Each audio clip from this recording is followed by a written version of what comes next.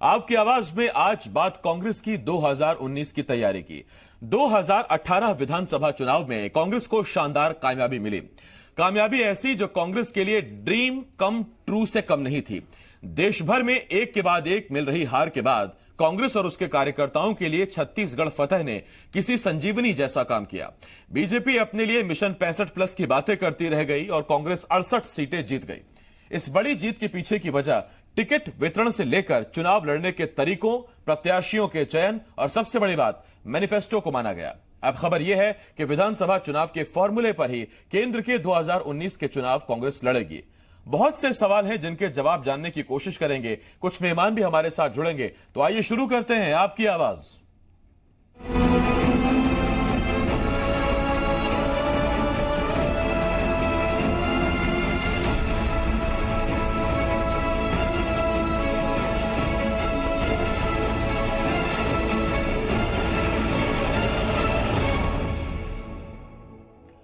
विधानसभा चुनाव में बंपर जीत के बाद छत्तीसगढ़ कांग्रेस किसी भी कार्यकर्ता का मोराल डाउन नहीं होने देना चाहती और इसीलिए प्रदेश कांग्रेस प्रभारी पीएल पुनिया ने हार झेलने वाले 22 प्रत्याशियों के साथ बैठक की। खबर है कि पुनिया ने इस बैठक में हार के कारणों की समीक्षा की और साथ ही लोकसभा चुनाव की तैयारियों पर भी चर्चा हुई। सूत्रों की माने तो इस बैठक के फीडबैक के बाद हारे हुए प्रत्याशियों को लोकसभा चुनाव से जुड़ी बड़ी जिम्मेदारी दी जा सकती है। दरअसल छत्तीसगढ़ कांग्रेस पर इस बात का दबाव है कि लोकसभा चुनाव में भी विधानसभा के जैसा ही परफॉर्म किया जाए और इसीलिए संगठन लोकसभा चुनाव की तैयारियों में जुट गया है। बैठक के बाद पुनिया ने कहा कि प्रत्याशियों ने बागी नेताओं के खिलाफ कार्रवाई की मांग की है। 22 ऐसे कैंडिडेट थे जो नहीं जीत पाए, वो भी अपनी पूरी भूमिका अदा करें, न केवल लोकसभा चुनाव और वैसे भी क्षेत्र के विकास के लिए। हमारा मानना है कि उस क्षेत्र के लिए कांग्रेस के प्रतिनिधि वही है, वही एमएलए है और उसको उसी भूमिका में काम करना चाहिए। हमारे प्रभारी सम्माननीय श्री पीएल पुनिया जी ने 22 प्रत्याशी जिन्होंने हार का सामना किया है उन सबके साथ वो बैठे और किन कारणों से हार हुई इन पर विचार विमर्श हुआ और आने वाले लोकसभा में सभी को मिलकर काम करना है और हार से हताश और निराश न हो, ये उन्होंने प्रत्याशियों को कहा है और प्रत्याशियों से पूछा है सारा कुछ और बहुत अच्छे वातावरण में ये बैठक संपन्न है। चर्चा की शुरुआत करते हैं। 3 मेहमान इस वक्त हमारे साथ जुड़ रहे हैं। बीजेपी प्रवक्ता संदीप शर्मा जी, कांग्रेस नेता चंद्रशेखर शुक्ला जी और वरिष्ठ पत्रकार बाबूलाल शर्मा जी हमारे साथ जुड़ रहे हैं। मैं आप तीनों मेहमानों का बहुत बहुत स्वागत करता हूं। लेकिन देखिए, चर्चा की शुरुआत करने से पहले एक चीज समझनी बहुत जरूरी है और वो ये कि विधानसभा चुनाव 2018 में तब जबकि बीजेपी अपने लिए मिशन 65+ का टारगेट रख रही थी और कांग्रेस ने सीटें जीती 68, इतने बड़े मैंडेट के साथ कहीं हारे हुए जो 22 प्रत्याशी हैं जिन सीटों पर बीजेपी, जनता कांग्रेस छत्तीसगढ़ या बसपा की जीत हुई, वो खुद को अलग थलग महसूस ना करें, इस जीत के जश्न में वो खुद की अनदेखी महसूस ना करें और लोकसभा चुनावों में उनकी उसी शिद्दत से उनकी भूमिका हो, इस बात का कांग्रेस ख्याल रख रही है। इस पर आज हम चर्चा करेंगे। तीनों मेहमानों का तारुफ मैंने करा दिया। सबसे पहला सवाल बाबूलाल शर्मा जी मैं आपसे ही पूछना चाह रहा हूं और मैं आपसे ही चर्चा की शुरुआत करना चाह रहा हूं। मेरा आपसे सवाल यह है सर, तब जबकि नंबर को लेकर कांग्रेस के पास कोई दिक्कत नहीं है, 68 सीटें कांग्रेस ने जीती, प्रचंड बहुमत है, लेकिन आज पीएल पुनिया की 22 हारे हुए प्रत्याशियों से मुलाकात यह बताती है कि शायद जीत की खुमारी से अलग कांग्रेस 2 जगह बहुत बेहतर काम कर रही है। पहला ये कि हारे हुए प्रत्याशियों की पूछ बरकरार है, उनको साथ लेकर चलने की कोशिश कर रही है और दूसरा ये कि 18 की कामयाबी के फौरन बाद 19 की तैयारी में कांग्रेस लग गई है। आपने बिल्कुल सही पॉइंट पकड़ा है। ये निश्चित रूप से ये जो 22 प्रत्याशी चुनाव लड़े थे पूरी ताकत से लड़े थे और अच्छा परफॉर्मेंस उन्होंने दिया था। कहीं ये लोग शांत होकर न बैठ जाएं हार के कारण, इसलिए उनको सक्रिय रखने के लिए जो ये बैठक बुलाई गई ताकि उनके दर्द जो है उनके मल्लम लगाया जा सके और उनको चार्ज किया जा सके कि आप भी वहाँ के प्रतिनिधि माने जाएंगे, आप हमारी सरकार है तो आप एमएलए की तरह काम कर सकते हैं। ये एक हिम्मत उनको दी गई है ताकि वो भी चार्ज रहें और चार्ज रह करके जो है अपना लोकसभा चुनाव में अपनी भूमिका को बहुत सही ढंग से, जिस तरह उन्होंने विधानसभा चुनाव पूरी शिद्दत से लड़ा है, उसी शिद्दत से जो है लोकसभा के चुनाव में कांग्रेस के प्रत्याशियों को विजय दिलाने में लगे रहे। ये बिल्कुल सही आपने पकड़ के बात किया है। और निश्चित रूप से जो है आज माहौल कांग्रेस का है, और हम छत्तीसगढ़ की जब से बना है तब से ये देखते आ रहे हैं, 2003 हो, 2008 हो, 2013 हो, तीनों चुनावों में जिसकी सरकार रही है लोकसभा की ज्यादा सीटें उसी के हाथ में आई हैं। तो इस बार जो है कांग्रेस की सरकार है। आप मान के चलिए कि कांग्रेस की सरकार, तो हम ऐसा लगता है कि जो अभी तक की परंपरा दिख रही है, जो झुकाव दिख रहा है, तो कांग्रेस को जो है इसमें ज्यादा गेन होगा और अच्छी स्थिति में कांग्रेस लोकसभा चुनाव में भी रहेगी। हालांकि पहले उनकी सिर्फ एक सीट थी और तीनों चुनावों में 10-10 सीटें जो है वो भारतीय जनता पार्टी ने जीती थी। इस बार जो है कांग्रेस का चांस ज्यादा है। ठीक, बाबूलाल शर्मा साहब, मेरा एक छोटा सवाल आपसे और भी है सर। जिस एक सीट को, दुर्ग सीट को जो कांग्रेस ने जीता था, अब तो वो भी नहीं रही क्योंकि विधायक जी बने, उसके बाद मंत्री जी बन गए ताम्रध्वज साहू साहब। आपसे मेरा सवाल यह है कि जिन 22 हारे हुए प्रत्याशियों को आज पूछा, उनका हाल पूछा, उनका दर्द जाना पीएल पुनिया ने, इनकी जिम्मेदारी सिर्फ लोकसभा चुनाव जिताने भर की रहेगी या इनमें कोई आप 1, 2 या 3 चेहरे ऐसे भी देखते हैं जिन्हें 14 में आजमाया जा सकता है, माफ कीजिए 19 में आजमाया जा सकता है? देखिए, संभावनाएं राजनीति में सब प्रकार की रहती है। राजनीतिक दलों में हारने वाले प्रत्याशी को मौका नहीं मिला ऐसा भी नहीं देखा गया है। देखा गया है कि ये योग्य प्रत्याशी है और उसमें कुछ दम है और अपने विधानसभा चुनाव में उसने प्रदर्शन बहुत बढ़िया किया है और दुर्भाग्यवश वो हार गया है किसी तीसरी ताकत के कारण, किसी चौथी ताकत के कारण। जैसे एक छोटा सा उदाहरण देखिए, शिवरतन शर्मा भाटापारा से जीते हैं, वहां पर सुनील माहेश्वरी हारे हैं, तो वो चैतराम साहू जो जोगी के कैंडिडेट थे उनके कारण हारे हैं, उन्होंने उनके वोट काटे। इस तरीके के जो लोग हैं, हो सकता है कोई बड़ी बात मत समझिए कि इन्हीं में से किसी 1-2 लोगों को रिपीट किया जाए, लेकिन 11 सीटों पर कांग्रेस के लिए सांसद के चुनाव के लिए प्रत्याशी जुटाना एक गंभीर मुद्दा है, बहुत अड़चन वाली बात है। और निश्चित रूप से जो है ये जो अभी मंत्री बने हैं या विधायक बने हैं, इनमें से भी किसी को मौका मिल जाए और उनकी विधायकी छुड़वा के जो है उनको सांसद का क्योंकि नंबर की कोई दिक्कत है नहीं। ये अच्छा सवाल उठाया है सर, और इस पर पूछता हूं। हमारे साथ चंद्रशेखर शुक्ला साहब हैं।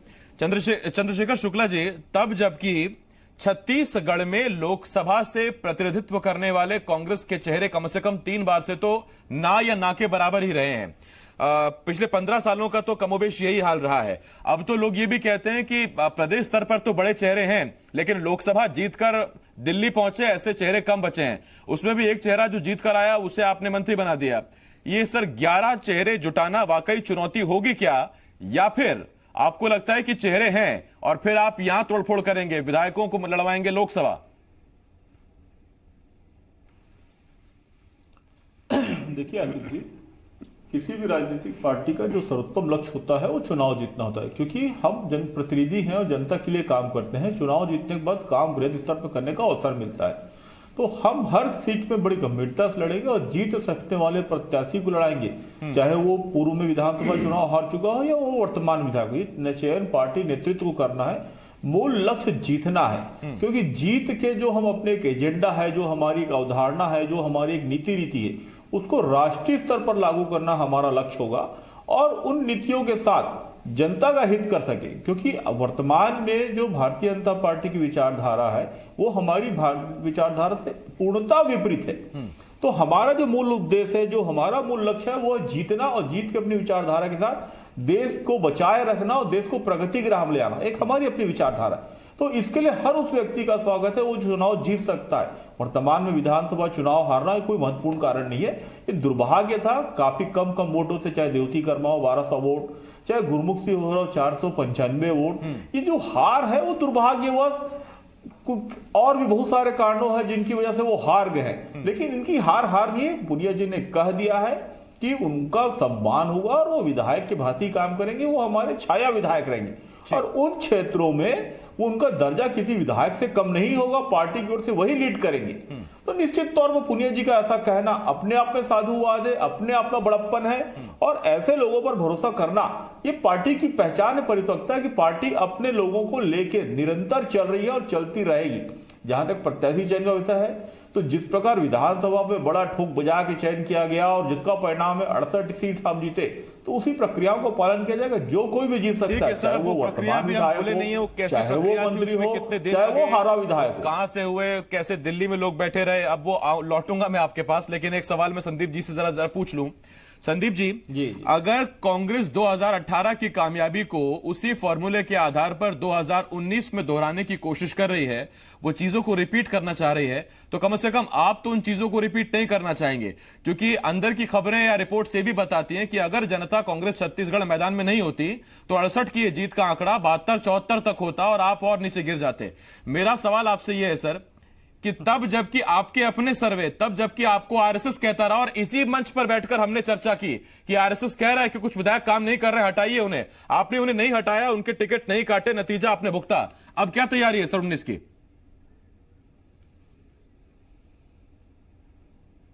देखिए आसिफ जी, अगर मगर के यहाँ प्रश्न नहीं है कौन सी पार्टी रहेगी तब क्या होगा और कैसा होगा, इस पर जवाब देना कठिन है और नहीं मैं इस पर कोई जवाब देना चाहता। लेकिन अभी हमारे बाबूलाल जी कह रहे थे कि 3 बार पिछली भारतीय जनता पार्टी की सरकार थी, तो जिसकी सरकार रहती उसको यहाँ पर छत्तीसगढ़ में जनता जो है ज्यादा सीट देती है। उनकी जानकारी के लिए मैं जरा बताना चाहूंगा कि 1998 और 99 के जो चुनाव हुए हैं, जिस दरमियान ये संयुक्त मध्य प्रदेश में छत्तीसगढ़ हुआ करता था, तब इसी 11 सीट में हमने 8 और 9 सीट जीत करके यहाँ पर अपना परचम लहराया था। मैं आपको बता रहा हूं कि छत्तीसगढ़ की जनता जो है लोकसभा में इस बार फिर से भारतीय जनता पार्टी के साथ रहेगी, क्योंकि हमारे श्रद्धेय अटल जी ने छत्तीसगढ़ राज्य दिया है और अटल जी का जो प्रभाव है और केंद्र स्तर पर हमारी सरकार जिस ढंग से छत्तीसगढ़ में काम कर रही है, उसका पूरा असर आज छत्तीसगढ़ में निश्चित रूप से है। और भारतीय जनता पार्टी आने वाले लोकसभा चुनाव में निश्चित रूप से और एक निर्णायक बढ़त बना करके यहां पर से चुनाव जीतेगी। दूसरी बात आपने यह कहा कि जो पिछला हमारा जो जिस ढंग से हमने काम किया, ठीक है आसिफ जी हम चुनाव हार गए, लेकिन मैं निश्चित रूप से कहता हूं कि हमने कहीं पर कोई ऐसी बड़ी चूक नहीं की है। ये एक परसेप्शन बना, हम चुनाव हार गए, हम उसको स्वीकारते हैं। लेकिन हमारी पार्टी अपनी जो रणनीति, जिस रणनीति पर हम चलते हैं, हम उस रणनीति पर ही चलते हुए और निश्चित रूप से फिर से बढ़त बनाएंगे और भारतीय जनता पार्टी की केंद्र में सरकार बनेगी और माननीय नरेंद्र मोदी देश के फिर से प्रधानमंत्री बनेंगे। नहीं, मेरा छोटा सवाल आपसे संदीप जी ये है कि जिन अटल जी की आपने बात की वो बड़े श्रद्धेय हैं, सम्मानीय, हम सबके लिए, कांग्रेस वालों के लिए भी, देशवासी के लिए भी। उनका जो ये आप बता रहे हैं कि छत्तीसगढ़ जो उनकी देन है ये लोकसभा चुनावों में काम आएगा, तो विधानसभा चुनावों में जब राज्य के चुनाव हो रहे थे तब वो काम क्यों नहीं आया? मेरा पहला सवाल आपसे। और दूसरा सवाल ये कि सर प्रधानमंत्री खुद ये अपने इंटरव्यू में बात कह चुके हैं कि हम केवल छत्तीसगढ़ में अपनी हार मानते हैं, तो वो भी यही मानते हैं कि अगर हमें कहीं हार मिली तो वो छत्तीसगढ़ में मिली है। आपको सर नहीं लगता कि सबक लेना चाहिए आपको हार से? और दूसरा, अब तो वक्त भी बीत गया, क्या पाया आपने अपनी समीक्षा में, क्यों आ रहे आप? देखिए आसिफ जी, मैंने कहा ना हम हार गए, हमको हार स्वीकार हो गया है, हमने स्वीकार किया हार को। पराजय पर भी हमने कहीं जा करके खुद सरकार बनाने का दावा करने के लिए नहीं चले गए थे। लेकिन मैं आपको कहा कि हमने किन कारणों से हम हारे हैं, उन कारणों पर हमारी निश्चित रूप से चिंता है और उस पर हम चिंतन भी कर रहे हैं। लेकिन मैं आपको फिर से कह रहा हूं कि लोकसभा का चुनाव, केंद्र का चुनाव और राज्य का चुनाव निश्चित रूप से अलग है और लोकसभा का जो चुनाव होगा उस चुनाव में हम फिर से बढ़त बनाएंगे। आपको यह बता देता हूं कि हम जो पुरानी जो इस विधानसभा चुनाव को हारे हैं, हम किन कारणों से हारे उसका हमारे पास निश्चित रूप से एक आंकड़ा है। निश्चित रूप से एक बहुत बड़े इस प्रकार की घोषणा इन्होंने किया है, जिस पर अभी ठीक ढंग से अमल होना भी शुरू नहीं हुआ है। यह एक क्या कहना चाहिए, मृग मरीचिका के समान इन्होंने घोषणा कर दिया है और यह एक बार जनता इनकी घोषणा के भ्रम जाल में फंस गई है। लेकिन मेरा दावा है कि मई तक ये सारी बातें क्लियर हो जाएंगी और छत्तीसगढ़ की जनता एक बार फिर से भारतीय जनता पार्टी को प्रचंड मतों से विजयी बनाएगी। ठीक, चंद्रशेखर जी, 2018 में कांग्रेस छत्तीसगढ़ में इसलिए जीती क्योंकि एक तो मैनिफेस्टो आपका स्ट्रांग था, वो सब लोग उसको कहते हैं, लेकिन उसमें जो एक बहुत बड़ा पॉइंट था जिसे मृग मरीचिका कह रहे हैं संदीप जी, वो कर्ज माफी की तरफ इशारा कर रहे हैं, जाहिर तौर पर उसे हर कोई समझता है। क्या छत्तीसगढ़ की तरफ से आप केंद्र, एक सिर्फ ये घोषणा नहीं है। हाँ आसिफ जी, हाँ ठीक है, वो तमाम घोषणाएं आप बताएंगे, उसमें सबसे बड़ा पॉइंट मेरे ख्याल से कर्ज माफी का रखेंगे आप। जी जी, मैं समझ रहा हूं सर, वक्त थोड़ा कम है इसलिए मैंने वो बाकी नहीं, उससे भी बड़ा घोषणा है आसिफ जी। हाँ। बिजली के बिल को हाफ कर देने में 17,000 करोड़ रुपए छत्तीसगढ़ को सालाना भार आने वाला है। ये कोई छोटी मोटी बात नहीं है, इसलिए मैं आपको बता रहा हूं कि कर्ज माफी से बड़ी बड़ी घोषणा और ऐड कर दिया। हाँ, मैं पूछ लेता हूं सर। और अगर चंद्रशेखर जी, ये जो बिजली बिल आपने कहा था, नारा दिया था कि किसानों का कर्जा माफ, बिजली का बिल हाफ, जो आपने नारा दिया था और वो आपने मैनिफेस्टो में शामिल किया, क्या छत्तीसगढ़ सरकार की तरफ से, छत्तीसगढ़ कांग्रेस की तरफ से, तब जबकि केंद्र के लिए भी जन आवाज तैयार हो रहा है, आप रिकमेंड करेंगे कि ये मुद्दे आप केंद्र में भी रखें और इसका फायदा आपको केंद्र में मिलेगा?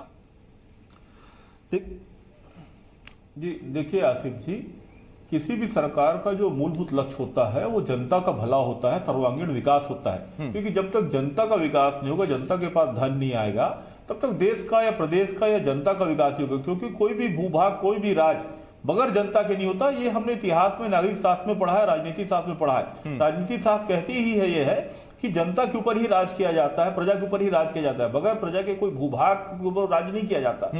तो निश्चित तौर पर हर वो अच्छी घोषणा, देखिए हमारी घोषणा पत्र की सबसे सुंदरता यह थी कि हमारी घोषणा पत्र जन घोषणा पत्र थी, जिसको हमने जाके जनता बीच तैयार किया था। भारतीय जनता पार्टी के साथ समस्या यह है कि हर बार झूठे वादे करती है और वो अपने घोषणा पत्र को संकल्प पत्र बोलती है और एक भी संकल्प पूरा नहीं करती। प्रदेश में कम से कम 2 बार तो किया ही है सर, ऐसा मत कहिए 3 बार सरकार रही है। आसिफ जी मेरी बात, आसिफ जी मेरी बात सुन लीजिए आप। इन्होंने अपना पुनः संकल्प पत्र बनाया है। पिछले बार के 15 लाख के जुमले इनके बाद जुमले साबित हो गए हैं। मैंने आपने कहा कर्ज माफी पूरी हो गई है, बिजली बिल भी हम हाफ करेंगे। मैं पुनः पुनरावृत्ति कर रहा हूं, इन्होंने 400 करोड़ 3 बार व्यापारियों का बिजली बिल माफ किया है, तब इनको बाहर नजर नहीं आया। हम जनता का बिजली बिल हाफ करने जा रहे हैं तो इनको तकलीफ होने लगी। 400 करोड़ वो भी अभी जुलाई महीने में। कि आपने जो वादा किया वो निभाएं, उसके लिए मैं आपको शुभकामनाएं भी देता हूं। चंद्रशेखर करेंगे, मैंने कहा हम उद्योगपतियों का बिजली बिल माफ नहीं करेंगे, हम जनता का बिजली बिल हाफ करेंगे और करके दिखाएंगे। कर्जा हमने माफ किया है और हम बिजली बिल भी हाफ करके दिखाएंगे। बाबूलाल शर्मा सर, देख लीजिएगा। अजीब इत्तेफाक है बाबूलाल शर्मा सर कि बीजेपी हो कांग्रेस, वो दोनों कर्ज माफी को किसानों की बेहतरी के लिए स्थायी समाधान नहीं मानती, लेकिन इत्तेफाक यह है कि अपने अपने मैनिफेस्टो में इसे शामिल भी करती हैं और जनता उसे हाथों हाथ भी लेती है। हमने लगातार देखा, पहले उत्तर प्रदेश, मध्य प्रदेश, छत्तीसगढ़, राजस्थान, जिसने कर्ज माफी की बात कही उसने सरकार बना ली। इसका उत्तर मैं भी देना चाहूंगा। आपने बिल्कुल सही कहा है। देखिए, आप अलग अलग राज्यों के अलग अलग मुद्दे हो सकते हैं, अलग अलग समस्याएं हो सकती है, लेकिन एक बात बिल्कुल कॉमन है पूरे देश भर में। देश भर में हर राज्य में केंद्र में किसान है। केंद्र में किसान होने की वजह से किसान की जो स्थिति देश भर में है, सिर्फ एक राज्य में नहीं, पूरे देश भर में जो किसान की स्थिति है वो दुनिया देख रही है। इसलिए जो है, जो भी व्यक्ति चुनाव में आगे आना चाहता है उसको किसान पर ध्यान रखना ही पड़ेगा। और अगले लोकसभा के चुनाव में दावे से कह रहा हूं, किसान को केंद्र में रखकर ही लड़े जाएंगे। और ये जो 3 जगह के जो रिजल्ट आए हैं, छत्तीसगढ़, मध्य प्रदेश और राजस्थान के, वो आपने बिल्कुल सही कहा, किसानों के मुद्दे पर ही आई है सरकार। और सीधी सीधी बात है कि जब किसान के मुद्दे बने हैं, ये गेम चेंजर साबित होगा केंद्र के लिए। और इसीलिए जो छत्तीसगढ़ के जो तरीका है घोषणा पत्र बनाने का, उस घोषणा पत्र के तरीके को अपनाने के लिए इनके हाईकमान भी उसी दिशा में सोच रहे हैं। तो निश्चित रूप से जो है किसान मुद्दा है। और एक बड़ी बात, मैं मोटी बात कह दूं, बाद में मुझे मौका मिलेगा न मिले, 100 दिन जो है इनके अभी गिनती के गिने जाएंगे।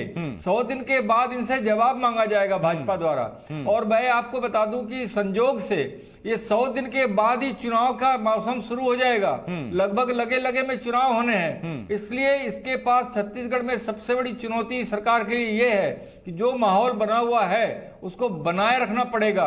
और लगना चाहिए कि शराबबंदी की तरफ इनके चरण बढ़ रहे हैं। लगना चाहिए कि समर्थन मूल्य की तरफ इनके चरण बढ़ रहे हैं। मतलब जो कोई भी इन्होंने वायदे किए हैं, भले ही पूरे न हुए हों, लेकिन उस तरफ कम से कम उस दिशा में अग्रसर है, ये प्रतीत होना चाहिए, दिखना चाहिए। मैं आ रहा हूं संदीप जी आपके पास, और मेरा आपसे एक सवाल यह है, अगर इसी फॉर्मूले से किसानों के लिए कर्ज माफी बहुत बड़ा विषय है, तब जबकि राहुल गांधी भी और पीएम मोदी भी ये बात कहते हैं कि यह स्थायी समाधान नहीं है, लेकिन कम से कम ये एक ऐसा मुद्दा है जो आपको 5 साल के लिए सत्ता दिला सकता है। फिर चाहे आप जंगल में चुनाव लड़ें, चाहे आप शहर में चुनाव लड़ें, ये कम से कम साबित हो रहा है। आप तैयार हैं या नहीं? देखिए आसिफ जी, अभी जो घोषणा कांग्रेस ने की है, उन्होंने कहा था कि हम छत्तीसगढ़ के किसानों का कर्जा माफ करेंगे। लेकिन सरकार बनने के बाद प्रथम ग्रासे मक्षिका पात की तर्ज में इन्होंने उसमें भी किंतु परंतु लगाना शुरू कर दिया। उन्होंने कह दिया कि हम शॉर्ट टर्म लोन माफ करेंगे, उन्होंने कहा हम धान का कर्जा माफ करेंगे, उन्होंने कहा हम कोऑपरेटिव बैंक का माफ करेंगे, हम नेशनलाइज बैंक का माफ नहीं करेंगे। तरह तरह के उसमें किंतु परंतु लगाए गए। उसके बाद भी उसमें इन्होंने एक बैरियर लगा दिया, कितने लाख तक का माफ करेंगे, कितने लाख तक का माफ नहीं करेंगे। सब्जी किसानों का माफ करेंगे, सब्जी किसानों का माफ माफ नहीं करेंगे। यह एक अभी बहुत बड़ा विषय है जिस पर आने वाले समय पर निर्णय होगा। और बहुत ही आसानी से मेरे मित्र चंद्रशेखर जी ने कहा कि हमने किसानों का कर्जा माफ कर दिया, आपने यहां से बोल दिया, लेकिन मैं आपको पूरे दावे के साथ कहता हूं कि छत्तीसगढ़ के जिन किसानों ने पिछले सत्र में चाहे शॉर्ट टर्म लोन लिया हो चाहे लॉन्ग टर्म लोन लिया हो, किसी भी एक किसान को अगर कि उन्होंने एनओसी दे दिया कि आपका कर्जा माफ हो गया, तो मैं जो शर्त कहेंगे वो मानने के लिए तैयार हूं। इनके मुंह से बोल देना अलग बात है, लेकिन जब तक बैंक में पैसा नहीं जाएगा, किसानों के जो ऋण पुस्तिका बैंक में रखा है जिसमें उनपे कर्जे दिखाए जा रहे हैं उसको एनओसी नहीं मिलेगा, तब तक ये नहीं होगा। इसकी बात न करें। दूसरी बात, एक मिनट आसिफ जी, मुझको समय दीजिए। आसिफ जी बराबर चलना पड़ेगा सर। नहीं तो मुझको समय आप पूरा दीजिए ना, ऐसे काम नहीं चलेगा। जो शराबबंदी की बात कर रहे हैं मैं आपको बता दूंगा कि आसिफ जी, इन्होंने अभी शराबबंदी में कितने ब्रांडों के लिए अलग से और निविदा निकाल दिया है। 10 तारीख तक ये ब्रांड बढ़ा रहे हैं, जिनको जिनको अपने ब्रांड के शराब यहां पर बेचने और रजिस्ट्रेशन कराओ करके बुला रहे हैं। ये कौन सा शराबबंदी के ऊपर क्रम है भाई? ये तो समझ से परे है। ये तो ज्यादा से ज्यादा ब्रांड। सर जब आप सवाल उठा रहे हैं तो जवाब भी तो सुनिए, वक्त खत्म हो जाएगा तो मैं कहां सुनूंगा? अकेले उनसे पूछ लेंगे सर, मंच पे तो सुन नहीं पाऊंगा मैं उनको। चंद्रशेखर जी, किसानों के कर्जा माफी की बात, संदीप जी सुनिए तो सही। सर आपकी और मेरी घड़ी में टाइम अलग चलता है क्या? मैं कह रहा हूं सर, वक्त में आप सुनिए। कमीशन खत्म होने का डर सीधा नजर आ रहा है, कमीशन फ्लोरी बंद होने का डर सीधा नजर आ रहा है। सर वक्त खत्म हो रहा है, मैं कह रहा हूँ 1 मिनट के लिए शब्द गुजारिए 30 सेकंड के लिए। संदीप जी 1 मिनट। चंद्रशेखर जी, ये किंतु परंतु क्या लगाया आपने? हमको ये पता था कि 2 लाख तक का कर्जा माफ करेंगे, नेशनलाइज सहकारी बैंकों का कर्जा माफ करेंगे, उसके अलावा कौन से टर्म्स एंड कंडीशन है जिनका जिक्र संदीप जी कर रहे हैं? नहीं, इन्होंने बात सुन लीजिए। यदि संदीप जी की बातें खत्म हो गई हो तो मैं बोल लूं। कोई शॉर्ट टर्म लॉन्ग टर्म की बात नहीं, बातें खत्म हो गई हो तो मैं बोल लूं। आप बोलिए, बोल सके तो। उसमें ट्रैक्टर का कर्जा माफ होना संदीप चाहिए। जी आपकी बातें खत्म हो गई तो मैं भी कुछ बोल लूं। फेंसिंग के कर्जे माफ होना चाहिए। संदीप जी, जिन किसानों ने कर्जे नहीं वो कर्जे माफ होना चाहिए। तमाम कर्जों की इन्होंने बात की थी, लेकिन आज उसमें बहुत अरे संदीप जी माहौल गरमा दिया आपने सर, अब सुन तो लीजिए। और छत्तीसगढ़ की किसानों साथ धोखा है। ठीक है संदीप जी, नहीं मानेंगे, बहुत शुक्रिया। चंद्रशेखर जी माफी चाहूंगा सर, अब सवाल तो उठा रहे हैं लेकिन जवाब सुनने के लिए टाइम ही नहीं दे रहे, तो क्या करूं सर बताइए? मैं अब क्या बोल सकता हूं सर? बहुत शुक्रिया संदीप जी, बहुत शुक्रिया चंद्रशेखर जी, बाबूलाल शर्मा जी, बहुत शुक्रिया आपका सर, आप हमारे साथ जुड़े। एक छोटे से ब्रेक के लिए हमें रुकना होगा, लेकिन ब्रेक पर जाने से पहले 2 चीजें बहुत अहम है। पहला ये, छत्तीसगढ़ में कांग्रेस को बहुत बड़ी सफलता मिली है। सफलता तो मिल गई, लेकिन अब उससे बड़ी चुनौती यह है कि इसे मेंटेन रखना है, क्योंकि 2019 बहुत नजदीक है। चुनौती इस बात की भी है कि कांग्रेस ने अपने तमाम धुरंधर विधानसभा चुनाव में लगा दिए, उन्होंने जीत भी दर्ज की, वो जीत कर आ भी गए हैं, कुछ मंत्री बन गए हैं, कुछ विधायक हैं।